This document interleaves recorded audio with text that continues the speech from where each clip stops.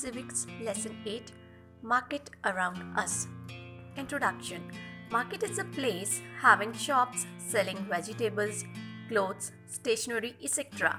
Market can be defined as a place where buyers and sellers engage in the activity of sale and purchase of goods. Here is a picture of common weekly markets. Weekly markets. A weekly market is so called because it is held on a specific day of the week. Weekly markets do not have permanent shops.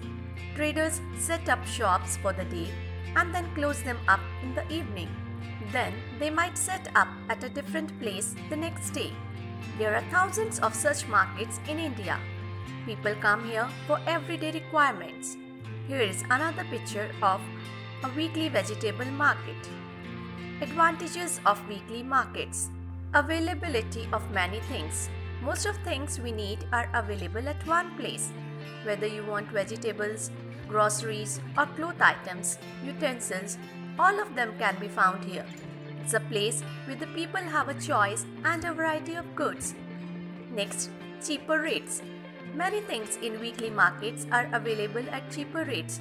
This is because when shops are in permanent buildings, they incur a lot of expenditure.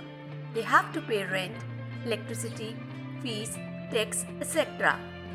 Demerits of weekly markets. No permanent shops, defective products, cases of cheating the consumers, bargaining. Let's see the differences between hawker and shop owner. Hawker does not have a permanent shop, has to move from place to place to sell his products, does not keep branded products, sells products at a cheaper rate, and does not spend money on the shop as he keeps on moving around.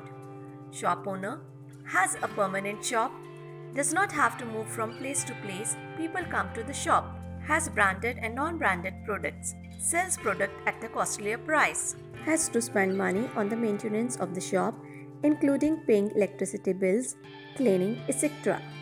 Shops in neighborhood. Beside weekly markets, there are many shops that sell goods and services in our neighborhood. There are permanent shops like milk from dairy, groceries from departmental store, stationery, eatables or medicines from other shops. There are temporary or roadside stalls like vegetable hawker, fruit vendor, and the mechanic. Shops in neighborhood are useful in many ways. They are near our home and we can go there on any day of the week. Usually, the buyer and seller know each other and these shops also provide goods on credit. This means that you can pay for the purchases later. Shopping complex and malls. A shopping mall or a shopping center or shopping arcade or shopping precinct or simply mall is one or more buildings forming a complex of shops representing merchandisers with interconnecting walkways, enabling visitors to easily walk from unit to unit along with a parking area. A moderner, indoor version of the traditional market. Here is a picture of a shop in a mall. Shopping complexes have large interiors with several floors and sponsored by huge companies. They have advanced technology for the comfort of the customer, such as air-conditioned floors, escalators, and billing is done on computers. Chain of markets. How the products reach from the producer to the consumer. Every city has areas for wholesaler markets. This is where goods reach first and are then supplied to other traders. First, the big traders buy things from the factory or wholesale trader. Then, they sell these things to other small traders.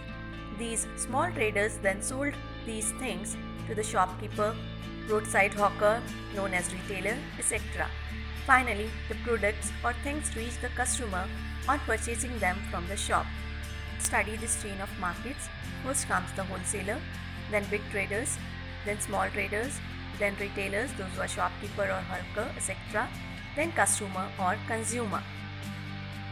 Goods are produced in factories, then they are bought by wholesale traders in a bulk. Then the wholesaler traders now sell the goods to small traders. The goods are finally reached to the consumer when the retailers buy the goods from the traders and sell them in the form of a weekly markets, neighbor shops, etc. Markets everywhere. Modern way of marketing. So far as we have seen different marketplaces where people buy and sell a variety of goods and services. All these markets are in a specific locality and work in a particular manner and time. However, it is not necessary that one has to go to the market to purchase goods. Now the order of product can be placed through phone and internet, and the goods are delivered at home. Buying and selling also takes place through agents also. Here is a picture of online shopping and everywhere shopping. Advanced technology markets. People in urban areas can enter markets without stepping out of their homes via the internet. They use their credit cards to make online purchases. Markets and equality. There is a vast difference between the shopkeepers at the weekly markets and the malls. The former earns a very meager amount as compared to the latter. This shows this inequality in the markets. There is inequality in the buyers too. This proves that whether a seller or a buyer, the status of the person depends on his financial strength. Inequality in markets, buying and selling. Buyers. Different buyers have different incomes, so they buy the product that fits in their budget. It may be either a weekly market or a shopping complex, so there is inequality in the quality of product different buyers get. Sellers. Sellers earn profits unequally. One who sells goods in a weekly market has much less profit than a seller in the shopping complex. The seller in a weekly market cannot invest more money, so has less variety of products. The seller in a mall can invest money for a huge variety of products. Thank you.